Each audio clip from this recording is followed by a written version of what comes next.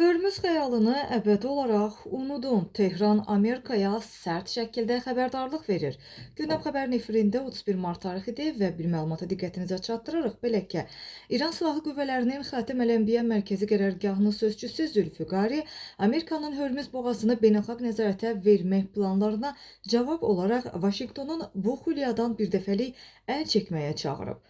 Zülfüqari Tehranın strateji su yolları üzərindəki suverenliyindən heç bir halda imtina etməyəcəyini və tarix boyu heç bir düşmən qarşısında baş əyməyən İranı təslim olmağa məcbur etməyin qeyri-mümkün olduğunu bəyan edib.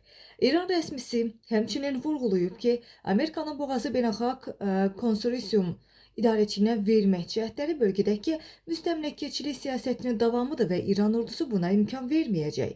Onun sözlərinə görə Hörmüz boğazı region xalqlarına məxsusdur və hansı bir xarici qüvvələrin burada idarəçilik iddiaları bölgədə yeni və daha dağıdıcı bir müharibəyə yol açmış olacaq. Zülfüqari həmçinin qeyd edib ki, İran öz hərbi gücü ilə boğazın təhlükəsizliyini təmin etməyə qadirdir və istənilən təcavüzkar addıma sarsıdıcı şəkildə cavablar verməyə də hazırdır. Bildirilir ki, Tehranın bu kəskin reaksiyası Amerika və müttəfiqlərinin Süveyş modeli təklifini tamamilə rədd etməsi mənasına gəlmiş olur.